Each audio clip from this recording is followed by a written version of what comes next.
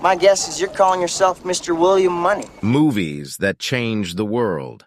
Let's dive into the 1992 movie Unforgiven and its lasting impact on the Western genre.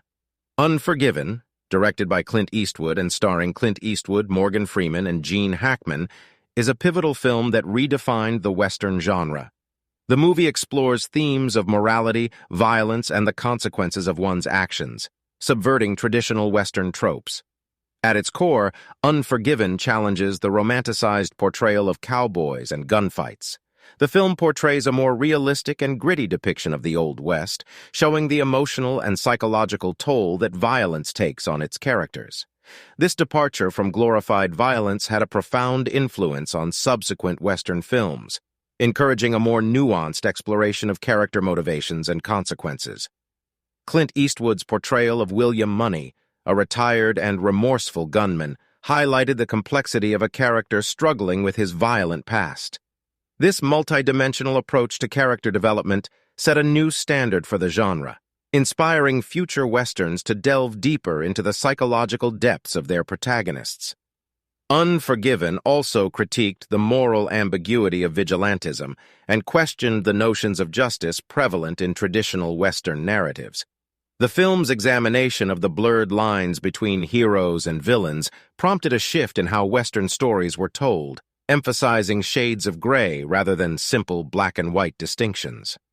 Furthermore, the film's meticulous attention to historical accuracy and detailed production design helped pave the way for a more authentic representation of the Old West in cinema. This commitment to realism influenced subsequent filmmakers to invest in historical research and authenticity. Ned Logan, Morgan Freeman's character, was not the person he once was. He can't go through with it. He could not pull the trigger on the cowboy, so with only one, the only one in the whole story who is innocent. Everything that is done by Will Munny and the kid, but yet he's caught, beaten, and killed for what they had done. Ned had to pay the price for Will and the kid alone, so he was the only sacrifice, and that was his point in the movie. He brings Will's other persona, if you might say, out and brings back the real Will Munny. Little Bill Daggett, Gene Hackman's role, Little Bill's biggest problem was his ego. His ego is what got him killed if you've seen from the first of the movie. Little Bill is just the average sheriff, not cocky or headstrong.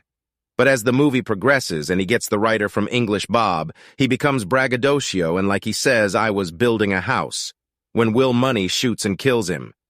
Bill's ego is his biggest downfall and is his biggest problem. And here are some outtakes from the movie. Ooh, a horse, can I ride it? I'm sorry, but I am not letting you ride my horse, mister. Pretty please. No! And you smell like a horse's ass. I can't see without my glasses, but I can shoot that horse and stop its suffering. Someone tell that old fart I'm not a horse. Oh, shit. Now we get to the main character, Will Munny, Clint Eastwood's character. A retired gunslinger, a wicked man, evil to the bone, killed women and children. As they say, dynamite the Rock Island and Pacific Railroad, it killed everything that inconveniences him. As he says, he killed anything that walked or crawled at one time or another. With no remorse, no sympathy, no conscience to his evil doings, but yet he gets married his wife, who helps change him into what he perceives as a good man. He has 2 children, but then his wife dies. But to keep her memory alive, he stays this good man and tries to raise his 2 children as a pig farmer the best he can until the Schofield kid comes out of nowhere and wants to split money with Will to come and kill 2 cowboys.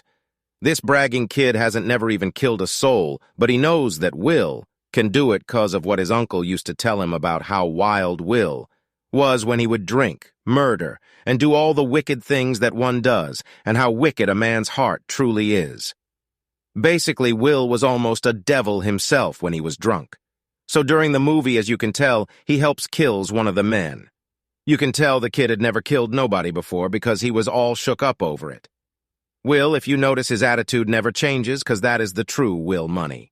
He has no conscience or remorse for taking life, but when he finds out that his only friend Ned Logan gets killed for what him and the kid has done, that's when the true Will comes out. He starts drinking rides into town by himself alone and kills little Bill and everybody there that had something to do with the murder of Ned. When he finds out they had a sign on him in front of Greeley's, he just loses it. And as you hear as he's going to leave after he kills little Bill and the rest of the deputies, he says, "I'm coming out. Any son of a bitch I see out there, I'm going to kill him. Any son of a bitch who take a shot at me, I'm not just going to kill them, but I'm going to kill his wife, all his friends, burn this damn house down." Any son of a bitch takes a shot at me, not only gonna kill him, I'm gonna kill his wife, all his friends, burn his damn house down. He goes outside. Of course, they're too scared to shoot at him, and gets on his horse, and his last words is, "And you better bury Ned, right? And you better not cut up or otherwise harm no whores, or I'll come back and kill every last one of you sons of bitches." That was the true Will Munny.